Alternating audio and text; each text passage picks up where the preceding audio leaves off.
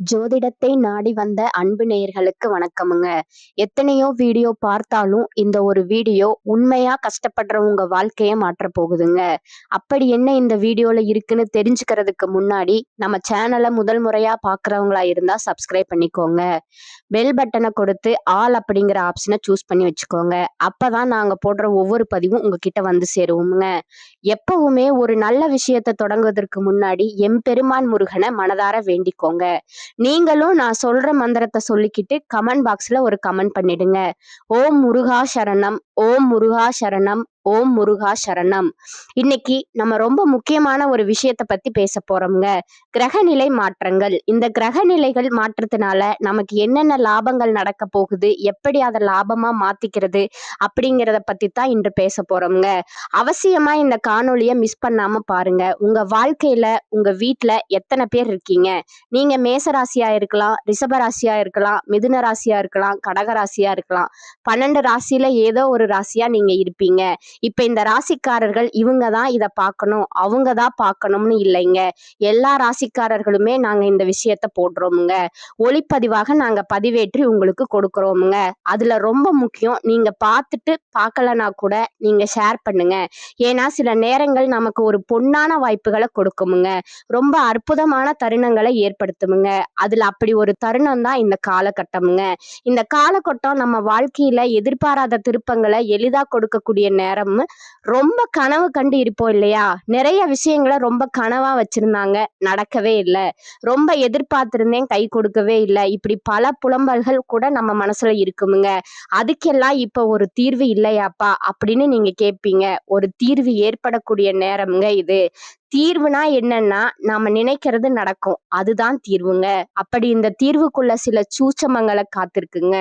எதை செஞ்சா நமக்கு எளிமையா தீர்வு கிடைக்க போகுது அப்படிங்கிறத பத்தி அழகா உங்களுக்கு பரிகாரத்தோடு சொல்ல போறேங்க. கிரக பயிற்சிகள் என்னன்னு பாத்தீங்கன்னா, சுக்கிரன், ராகு, சனி, சூரியன், புதன், செவ்வாய் பகவான், குரு மற்றும் கேது, எல்லா கிரகங்களும் நம்மளை எந்த அளவுக்கு இப்ப பாசிட்டிவா நம்மளுடைய நடப்புகளை கொடுக்க போகுதுங்கிறத தெளிவுபடுத்துவதற்கான பதிவு தாங்க இது. அதுல முக்கியமா ஒரு 4 கிரகங்கள் நம்மள மிரள வைக்க போகுதுங்க. இது ஆண்டவனுடைய உத்தரவுங்க. அந்த 4 கிரகங்கள், அதுக்கு நாம என்ன ஸ்ரேயஸ் பண்ணணும், என்ன பரிகாரம் பண்ணிக்கணும் அப்படிங்கிறத பத்தியும் உங்களுக்கு தகவலா கொடுக்கிற அரிய சந்தர்ப்பம் இதுங்க. வாங்க ஒவ்வொரு ராசிக்கும் போலாங்க. வாய்ப்புகளை தவறாம காத்து, அதாவது ஒரு கொக்கு இருக்குன்னு சொல்லுவாங்க. ஒரு விஷயத்துக்காக, ஒரு மீனுக்காக காத்திருந்தது கொக்குன்னு அப்படின்னு சொல்லுவாங்கங்க. அதனால தன்னுடைய இறைக்காக காத்து கொண்டிருப்பவர்கள் தான் இந்த மேசராசிக்காரங்க. சந்தர்ப்பம் தான் இவர்களுடைய இறைங்க. இறை அப்படிங்கிறது சாப்பிடுறது அப்படின்னு ஒரு வார்த்தை உண்டுங்க. உணவு அப்படின்னு ஒரு வார்த்தை உண்டுங்க. இறை அது நம்ம உடம்புக்கு, நம்ம உள்ளத்திற்கு தேவைப்படும் போது, உடம்புக்கு தேவைப்படும் போது சாப்பாடா உள்ள போகுதுங்க.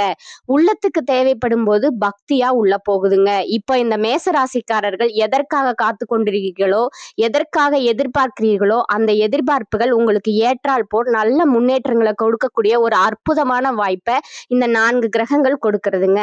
அதுல ரொம்ப சிறப்பா ஒரு விஷயம் என்னன்னா, நம்ம 4 விஷயத்துக்காக தாங்க இந்த உலகத்துல போராடிட்டு இருக்கோம். ஒண்ணு ஆரோக்கியமுங்க, இன்னொன்னு பணம், இன்னொன்னு பாத்தீங்கன்னா கீர்த்தி, புகழ், இன்னொன்னு இந்த எதிரிகள் இல்லாமல் இருக்கிறது, செய்வன கோளாறு, துஷ்டர்கள் இல்லாம இருக்கிறது தாங்க. இந்த நாளை தாண்டி நம்மளுடைய போராட்டம் பெரிய அளவுல இருக்காதுங்க. ஒரு பள்ளிக்கூடத்துக்கு ஒரு பையன் போறான், கல்லூரிக்கு ஒரு பொண்ணு போகுதுன்னா அவர்களும் சில எதிரிகளை எதிர்கொள்ள வேண்டியதாங்க இருக்கு. யாரு நன்மை யார் எதிரினே இந்த உலகத்துல கண்டுபிடிக்க முடியலங்க. இப்ப மேசராசிக்காரர்கள் தினசரி போர் வீரர்களா இருக்க வேண்டிய கட்டாயம் இருக்குதுங்க. யார் எங்க இருந்து அம்பு தொடுப்பானோ தெரியல சார், எவன் குண்டு போடுவான்னே தெரியல சார் அப்படின்னு இருப்பீங்க. வெளியில ஒருத்தவன் குண்டு போடுவான்னு எதிர்பார்த்துக்கிட்டே இருக்கேன், ஆனா வீட்டுக்குள்ள ஒருத்தன் குண்டை போடுறான் சார். ஏன்? நான் என் பொண்டாட்டி பிள்ளைக சரி நமக்கு சப்போர்ட்டா இருக்காங்கன்னு சொல்லிட்டு நம்ம வெளியில இருந்து பிரச்சனை வரப்போகுது அப்படின்னு பார்த்தா நம்ம பொண்டாட்டி பிள்ளைகளாலே பிரச்சனை சார், புருஷன் பிள்ளைகளாலே பிரச்சனை சார். இப்படி வீட்டுல உள்ளவங்களால எந்த எண்ணத்துல ஆரம்பிக்குதுன்னே கண்டுபிடிக்க முடியாதுங்கிற நிலைமையில நீங்க இருக்கீங்க. சரி, இவங்கெல்லாம் சரி பண்ணியாச்சு, பிரச்சனைகளை சில பண்ணியாச்சு. பொண்ணுக்குள்ளது, பையனுக்குள்ளது, மருமகளுக்குள்ளது, மருமகனுக்குள்ளது, மகனுக்கு உள்ளது, பேரனுக்கு உள்ளது, பேத்திக்குள்ளதெல்லாம் கூட சரி பண்ணியாச்சு. சரி அப்பாடா பொண்டாட்டி வரைக்கும் கவர் பண்ணி அப்பாடான்னு உட்கார்ந்தோம்னா வீட்டுல வேலை பார்க்கறவங்களால பிரச்சனை வரும். சரி இதையே சரி பண்ணிட்டோமையா அப்படின்னா சம்பந்தமே இல்லாம நம்ம வீட்டுல ஒருத்தன் வேடிக்கை பார்த்துட்டு இருப்பான். பா எப்படி இருந்தவன் இன்னைக்கு என்னமா வீடு கட்டி இருக்காங்க, என்னமா வாழ்ந்துட்டு இருக்காங்க. அப்படியே தெருவோரமா போய் ஒரு டீ கடையில அவரை பத்தி இப்படியே ஒரு 2 வார்த்தை அடுக்கு அதிகமா பேசியிருப்பான். அவர் அப்படியே இந்த டீ கடையில ஒரு 4 பேர் 5ங்கிறத விட இப்ப 6 7 ஆகுது. இப்ப வாயில இருக்கிற வார்த்தைகள் திருப்பி நம்ம வீட்டுக்கிட்டேயே அந்த பேச்சு வரும், சண்டையா வரும். எப்படா நீங்க கீழே விழுவீங்க, எப்படா அடிபடும்னு பார்த்துட்டு இருப்பான். இது பேர் தான் கண் திஷ்டின்னு பேரு. இவ்வளவு சிரமங்களையும் தாக்கு பிடிச்சு கொண்டு போயிட்டு இருக்கிறவங்க தான் மேசராசிக்காரங்க. இந்த காலகட்டம் இறைவன் உங்க பக்கம் இருக்கிறதுனாலதான் அதை இன்னும் கொஞ்சம் கூடுதல் பலப்படுத்துறதுக்காக இந்த பிப்ரவரி மாசத்துல குரு பகவான் உங்களுடைய வாழ்க்கைய நேரடியா இந்த மேசராசிக்கு ஒரு அற்புதத்தை நிகழ்த்துறாருங்க. முதல் விஷயம் என்னன்னா, இந்த பிப்ரவரி மாசம் இறுதியிலிருந்து மார்ச் மாதம் ஆரம்பம் வக்கர நிவர்த்தி ஆக போறாருங்க குரு. அப்படி இந்த வக்கர நிவர்த்தி ஆகும்போது முதல் விஷயம் எதிராளிகள் எல்லாம் நமக்கு நண்பர்களா மாற போறாங்கங்க. இப்ப செவ்வாய் உச்சம் பெற்ற வீட்டுல இருக்காருங்க. ஆல்ரெடி உங்களுக்கு செவ்வாய் தான் ஆட்சிநாதனுங்க. அப்போ பூமி சம்பந்தப்பட்ட வில்லங்கம் விலக போகிறதுங்க. உங்களுக்கு யாராவது எதிர்மறையா பேசினவங்க, துஷ்டமா பேசினவங்க, இவங்க எல்லாம் பாத்தீங்கன்னா உங்களை விட்டு விலக போறாங்கங்க. நடுநிலைமையோடு நாம சில விஷயத்த சிந்திக்க வேண்டிய கட்டாயம் ஏற்படுமுங்க. பூமி லாபங்கள் ஏற்படுமுங்க. வீடு சம்பந்தப்பட்ட வில்லங்க எல்லாம் விலகுமுங்க. செவ்வாய் உச்சம் பெற்றிருக்கிறார் அப்படின்னா நீங்க தைரியமா ஒரு விஷயத்த ஃபேஸ் பண்ண முடியுமுங்க. அதை விட மருத்துவ பிரச்சனைகள் ஒரு முடிவுக்கு வரப்போகுதுங்க. மேசராசிக்கு மெடிசன் சம்பந்தமான ப்ராப்ளம், இந்த மெடிசன் படிக்கக்கூடியவர்களுக்கு வெற்றி, உடம்புல ஏதாவது ஒரு வியாதி சார் எனக்கு தொடர்ந்து மாத்திரை எடுத்துக்கிட்டு இருக்கேன் அப்படின்னா நீங்க அந்த மாத்திரையோட அளவை குறைக்கிறதுக்கான வாய்ப்புகள் இப்ப ஏற்படுங்க. அதே மாதிரி நம்ம பதவியில நம்ம அரசியல் சார்ந்தவர்களா இருந்தா, அதிகாரத்துல சார்ந்தவங்களா இருந்தா, கட்சி சார்ந்தவர்களா இருந்தா, எவனாவது வில்லங்கமா இருக்கான் பாருங்க, அவனெல்லாம் இப்ப தலை தெறிக்க ஓட போறாங்க.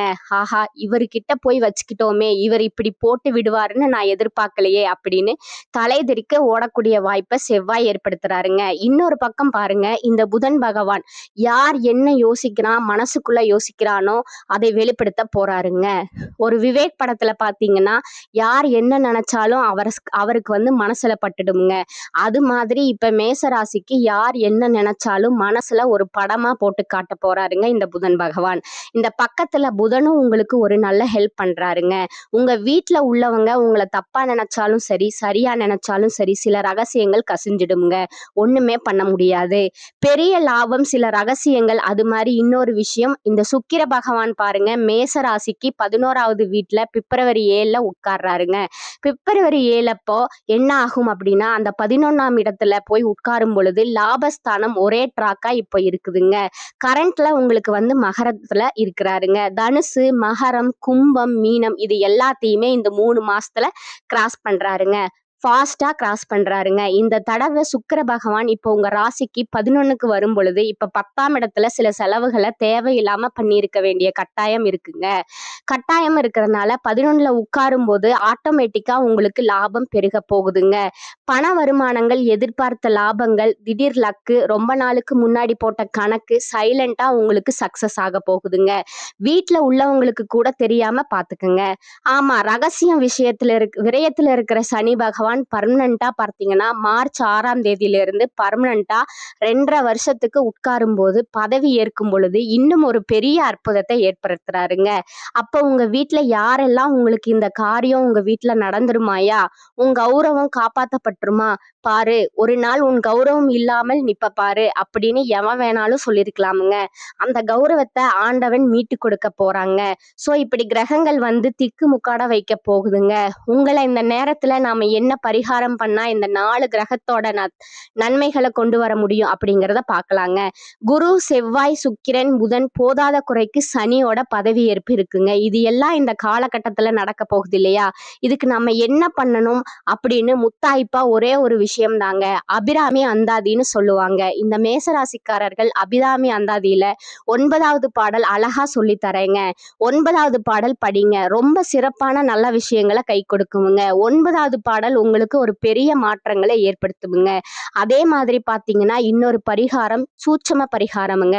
பூசணிக்காவை வாங்கிட்டு வந்து பௌர்ணமி அமாவாசை இந்த நாள்ல அதுல ஒரு ஓட்டை போட்டு கொஞ்சோண்டு குங்குமத்தை வச்சு ஒரு சூடம் வச்சு அந்த பூசணிக்காய உங்க வீட்டை ஒரு 3 முறை சுத்தி போட்டு வாசல்ல போட்டு உடைங்க. அப்ப எதிரிகள் தொந்தரவு விலகுமுங்க. அபிராமி அந்தாதி படிக்கிறதுனால பௌர்ணமி வெளிச்சத்தை அம்பாள் கொடுப்பாங்க. இஷ்ட தெய்வ குலதெய்வ வழிபாடு இந்த நேரத்துல பண்ணுங்க. சிவபெருமான் தானாக தோன்றிய சுயம்புலிங்கமாக எங்க இருக்காரோ அங்க போய் சிவனை தரிசனம் பண்ணிட்டு வாங்க.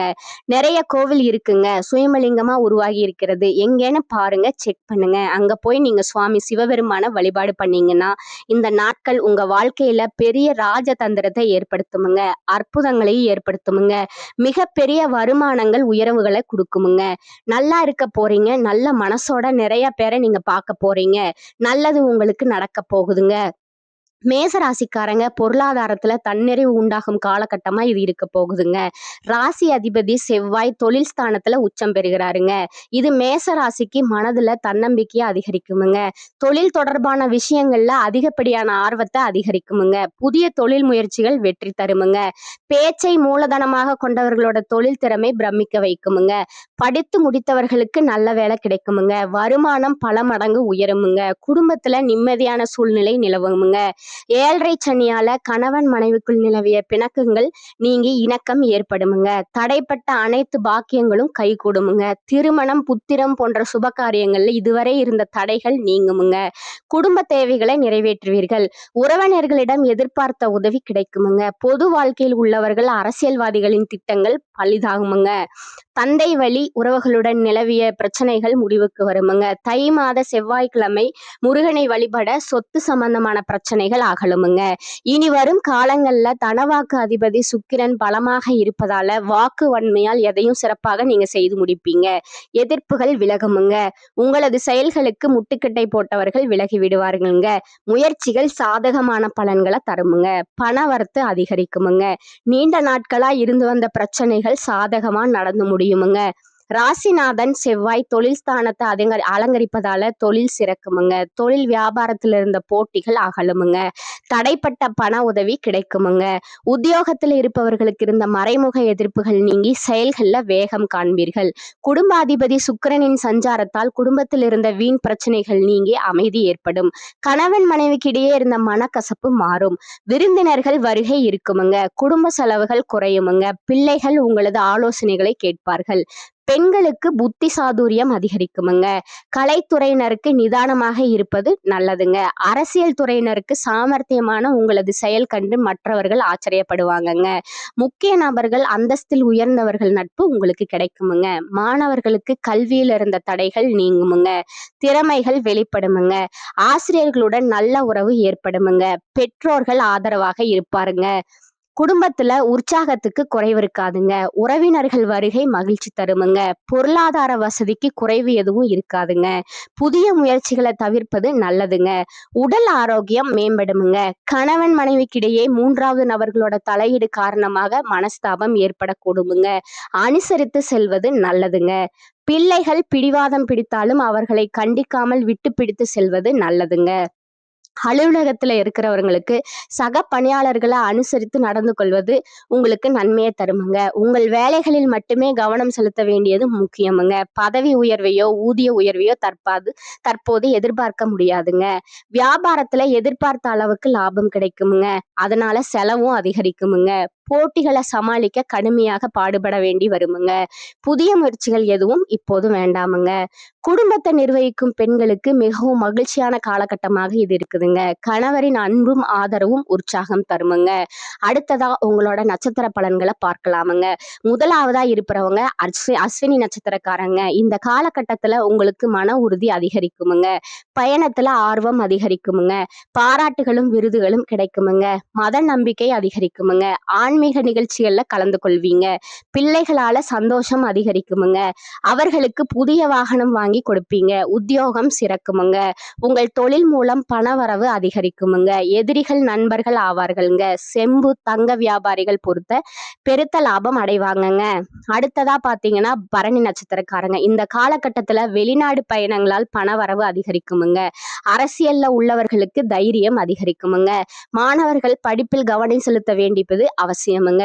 எதிலும் உணர்ச்சி வசப்பட வேண்டாமுங்க. கிடைக்க பெற்ற பணத்தை தவறான வழிகள்ல முதலீடு செய்ய நேருமுங்க. ஆகவே மிகுந்த எச்சரிக்கை தேவைங்க. வாழ்நாள் முழுவதும் ஏற்படவிருக்கும் கஷ்டங்களை அறியாமல் தவறான முடிவுகளில் இறங்க வேண்டாமுங்க.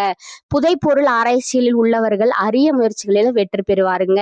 குடும்பங்கள்ல குழந்தை பாக்கியம் சந்தோஷப்படுத்துமுங்க. அரசு துறையில பணியிடை நீக்கம் பெற்றவர்கள் மீட்சி பெறுவாருங்க. மனைவி வழியில அனுகூலம் உண்டுமுங்க. மூன்றாவதா பாத்தீங்கன்னா கார்த்திகை 1ஆம் பாதமுங்க. இந்த காலகட்டத்துல குடும்பத்துல உங்களுக்கு பெரிய பொறுப்பு தேடி வருமுங்க. உடல் நலத்துல சிறு குறைபாடு வரலாமுங்க. நாவன்மையால உங்கள் வேலைகளை சாதித்துக் கொள்வீர்கள். ஆன்மீக சொற்பொழிவுகள் உபன்யாசங்கள் செய்வோருக்கு உகந்த காலமாகுமுங்க. அரசாங்கத்தால அனுகூலம் ஏற்படுமுங்க. உடன் பிறந்த ஒருவருக்கு உங்களால் யோகம் கிடைக்குமுங்க. உங்களால் உங்களுக்கு பெருமையும் செல்வமும் கிடைக்குமுங்க. வாகன வழிகள்ல விரயம் ஏற்படலாமுங்க. நிலம் வீடு வாகனம் வாங்கும் போது கொஞ்சம் கவனம் தேவைங்க. முதலீடுகள் செய்யும் போது கவனத்துடன் செஞ்சா உங்களுக்கு நன்மை நடக்குமுங்க. உங்களுக்கான அதிர்ஷ்ட நாட்கள் சொல்றேன், நோட் பண்ணிக்கோங்க. 22 மற்றும் 25ங்க. அதிர்ஷ்ட எண்கள் பாத்தீங்கன்னா 2 மற்றும் 5ங்க. நீங்க வழிபட வேண்டிய தெய்வம் சிவபெருமானுங்க. உங்களுக்கான பரிகாரம் சொல்றேன், அதையும் நோட் பண்ணிக்கோங்க. தினமும் காலையில் பூஜை அறையில் தீபம் ஏற்றி கீழ்காணும் பாடலை 27 முறை பாராயணம் செய்யவுமுங்க. மந்திரமாவது நீரு வானவர் மேலது நீரு, சுந்தரமாவது நீரு, துதிக்கப்படுவது நீரு, தந்திரமாவது நீரு, சமயத்தில் உள்ளது நீரு, செந்துவர் வாயுமை பங்கன் திருவாலவாயன் திருநீரே. மேலும் ஒரு பரிகாரம் சொல்றேன், அதையும் நோட் பண்ணிக்கோங்க. ஸ்ரீ மகா கணபதியை பூஜித்து வழிபட்டு வர எல்லாவற்றிலும் நன்மை உண்டாகுமுங்க. உங்களுக்கு இருந்த காரிய தடைகள் எல்லாம் நீங்குமுங்க. இந்த சேனல் உங்களுக்கு பிடிச்சிருந்தா லைக் பண்ணிக்கோங்க, ஷேர் பண்ணிக்கோங்க. அப்படியே உங்களுக்கு தெரிஞ்ச ஃப்ரெண்ட்ஸ் அண்ட் ஃபேமிலிக்கும் ஷேர் பண்ணிக்கோங்க. வாழ்க வளமுடன். நன்றி, வணக்கம்.